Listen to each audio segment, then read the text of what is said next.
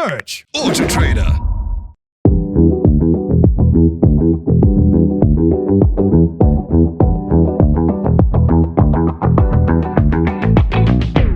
This is the new third-generation Volkswagen Tiguan, and it has tongues wagging because not everybody is sold on the styling. Previous generations are exceptionally popular. It is Volkswagen's best-selling SUV globally, and locally it's pretty popular as well. The styling is a little bit softer, a little more rounded. In fact, it's more aerodynamic. They've given the front end these LED headlamps and then included an LED bar between the two of them. And then this big gaping front air dam to make it look a little racier.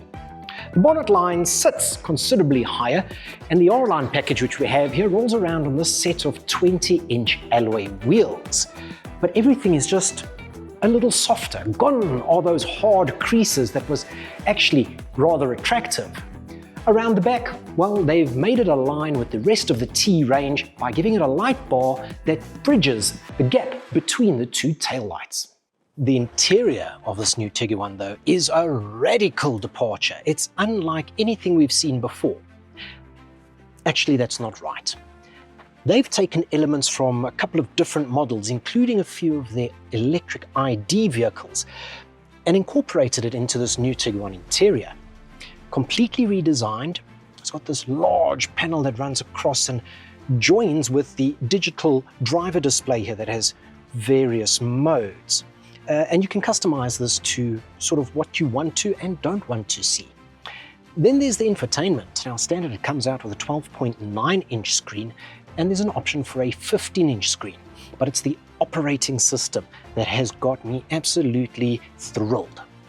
It is a very intuitive system with great resolution, fantastic color reproduction, and then it's smart as well.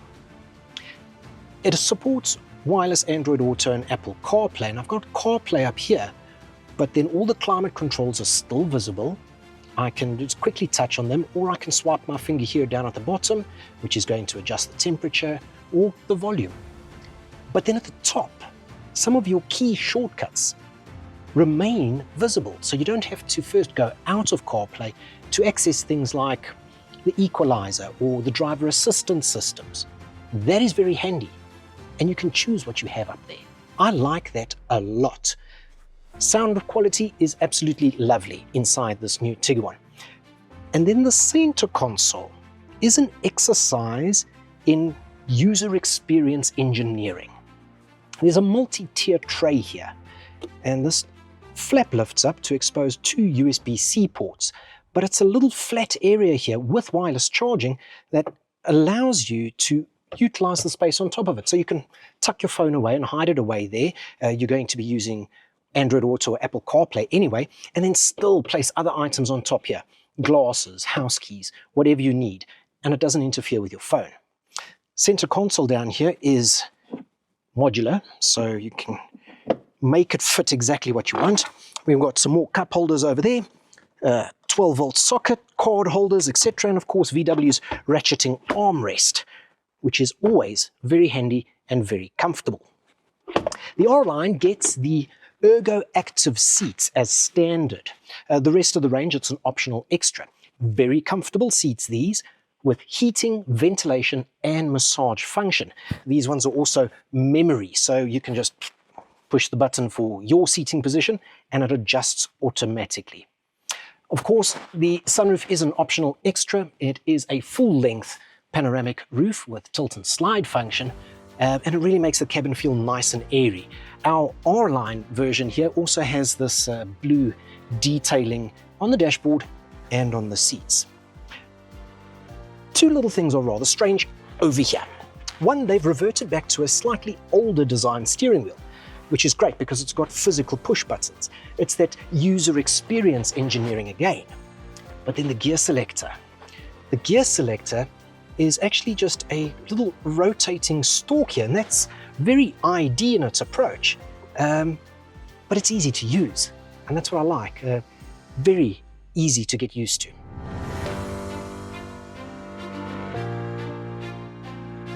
But then there's this multifunction button in the center console. So it's a rotary knob, and if you get close to it, it shows you that it is for volume. So you don't only have to use this swipe panel here or the steering wheel controls, you can just whoop, kill the sound or adjust it accordingly.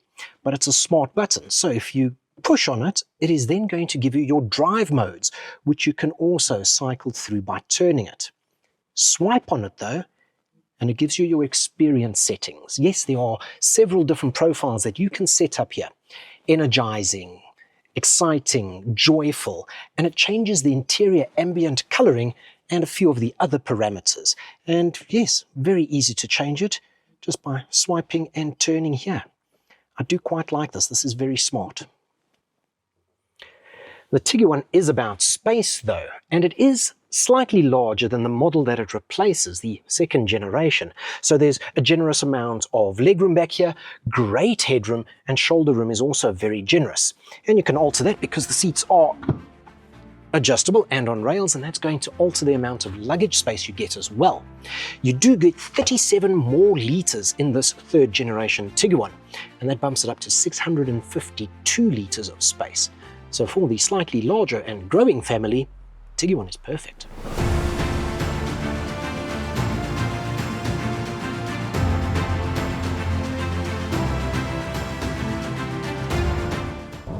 And then you climb out on the road and you realize that this is the Tiguan you know and love.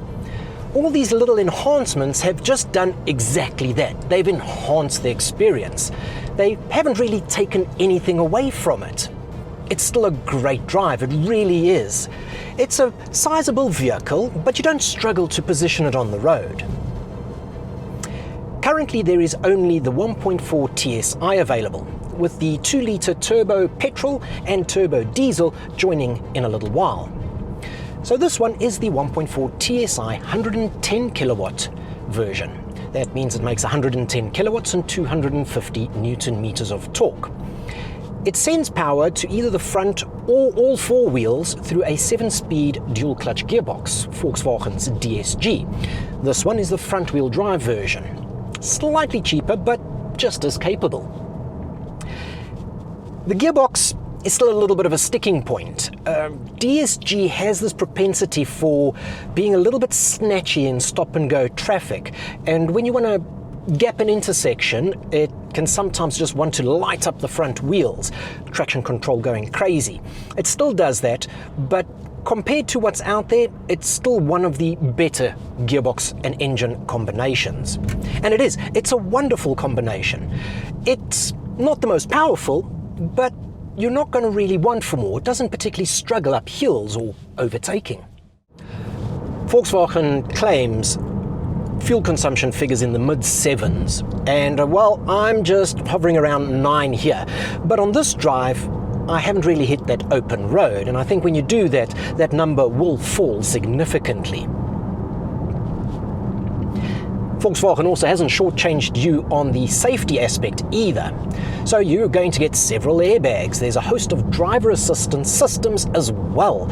Adaptive cruise control, lane keep assists, and forward collision warnings and emergency braking. Absolutely lovely. And then of course for the little ones, there are seat belts in the rear with ISOFIX mountings for the child seats. This new Tiguan is still a wonderful car to drive. Despite the large 20-inch wheels and tyres, the ride is surprisingly supple. There's more than enough get up and go, and the controls feel great. Low noise levels as well. It's very much an engineered product. They've spent a lot of time, given it a lot of thought, and they've turned out a really, really great car. It is that companion that slots into your life just wonderfully. But then we come down to brass tacks. What is this all going to cost you? Well, this version that we're driving here starts at 766,300 Rand, but then you throw a few options at it, and then it becomes, well, 899,000 Rand. That's a little expensive. It's just when you start adding things, seemingly unnecessary things, like the panoramic tilt and slide sunroof, that it starts hiking that price up. So do be careful when it comes to that options list. I want to thank you very much for watching this review on the Volkswagen Tiguan. If you have enjoyed it, please do leave a comment below. Let's get that conversation going. And don't forget to hit that subscribe button. That's all from me. Until next time, don't forget. Search AutoTrader.